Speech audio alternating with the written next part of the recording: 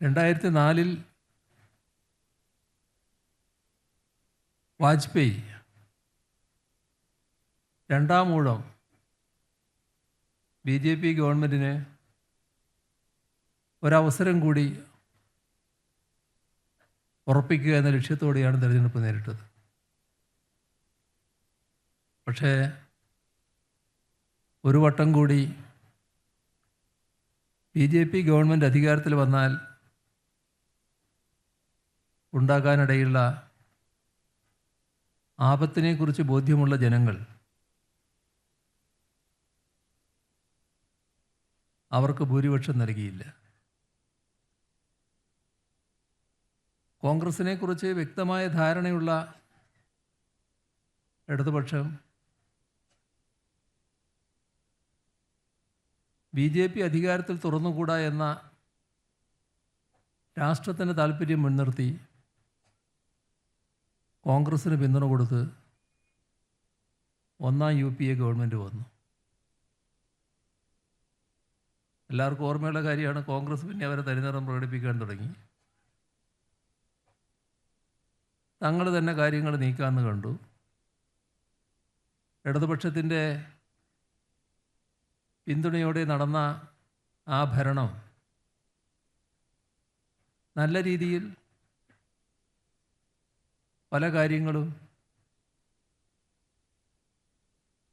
ജനങ്ങൾക്ക് മതിപ്പുളവാക്കത്തക്ക രീതിയിലുള്ള പ്രവർത്തനം കാഴ്ചവെക്കുന്നതിലേക്ക് എത്തി. അതുകൊണ്ട് തന്നെ ഇടതുപക്ഷത്തിൻ്റെ പിന്തുണയില്ലെങ്കിലും രണ്ടാം UPA ഗവൺമെൻറ് വരുന്നതിനുള്ള അവസരം മൊത്തത്തിൽ ആ ഗവൺമെൻറ് പ്രവർത്തനത്തിലൂടെ ഒരുക്കാൻ കഴിഞ്ഞു.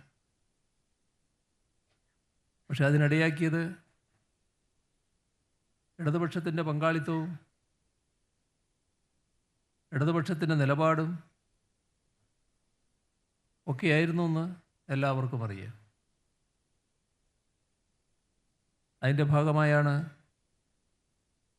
തൊഴിലുറപ്പ് പദ്ധതി പോലുള്ള പദ്ധതികൾ ആവിഷ്കരിക്കപ്പെട്ടത്. വനത്തിൽ കഴിയുന്ന വനവാസികൾക്ക് നല്ല രീതിയിൽ അവകാശമുറപ്പിക്കാൻ ഇടപെടൽ നടന്നതും ഇടതുപക്ഷത്തിൻ്റെ ഇടപെടൽ കൂടിയാണ്. രണ്ടാം UPA ഗവൺമെൻറ് കോൺഗ്രസിൻ്റേതായ തനി സ്വഭാവം കാണിച്ചു. അവസരം കിട്ടിയത് BJPക്കാണ്. BJP ആ രണ്ടാം UPA ഗവൺമെൻറ് അവസാനം തെരഞ്ഞെടുപ്പ് നടന്നപ്പോൾ വലിയ വാഗ്ദാനങ്ങൾ ചൊരിഞ്ഞ് ജനങ്ങൾ അവരെ പിന്താങ്ങുന്ന അവസ്ഥയായി. ഇതെല്ലാം നമ്മുടെ രാജ്യത്തിൻ്റെ ചരിത്രമാണ്. BJP അധികാരത്തിലേറിയതിന് ശേഷം അവർ നടപ്പാക്കിയിട്ടുള്ളത് അവരുടെ നയമാണ്. ഇവിടെ നടപ്പാക്കുമെന്ന് പറഞ്ഞ കുറേ കാര്യങ്ങളുണ്ടായിരുന്നു. ഓർമ്മയുണ്ടല്ലോ, 15 ലക്ഷം ഓരോരുത്തരുടെയും അക്കൗണ്ടിൽ വരാൻ പോകുന്നല്ലേ പറഞ്ഞിരുന്നത്. അതൊന്നല്ലാലോ നടന്നത്. നമ്മുടെ രാജ്യം എത്രമാത്രം തകർന്നു കിടക്കുന്നു എന്നതിൻ്റെ ഒരു തെളിവ് രാജ്യത്തിലെ ദരിദ്രരുടെ എണ്ണമാണ്. ലോകത്ത്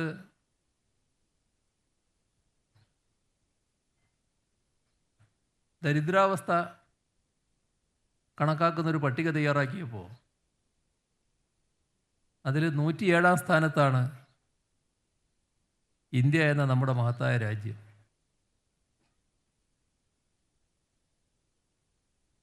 ഇത് കഴിഞ്ഞാൽ പിന്നെ 14 രാഷ്ട്രങ്ങളെ ബാക്കിയുള്ളൂ ആ പട്ടികയിൽ. അത്ര പുറകിലാണ് നമ്മൾ. ലോകത്ത് ഏറ്റവും കൂടുതൽ ആളുകൾ പട്ടിണി കിടക്കുന്ന ഒരു രാജ്യം ഇന്ത്യയാണ്. എന്തുകൊണ്ടാത്? ഇവിടെ ഗവൺമെൻറ്റിന് ജനങ്ങളോടല്ല താല്പര്യം. BJP ഗവൺമെൻറ് ജനങ്ങൾക്ക് വേണ്ടിയല്ല നിലകൊള്ളുന്നത്. ഇതിൽ തടിച്ചു കൊടുത്തു വന്നത് സമ്പന്നരാണ്. സമ്പന്നരെ അതിസമ്പന്നരാക്കുകയാണ്. പാവപ്പെട്ടവരെ കൂടുതൽ പാപ്പരീകരിക്കുകയാണ്. ഇതെല്ലാം നയത്തിൻ്റെ ഭാഗമായി സംഭവിക്കുന്നതാണ്. ഈ രാജ്യത്താണ് കേരളം എന്ന നമ്മുടെ സംസ്ഥാനമുള്ളത്.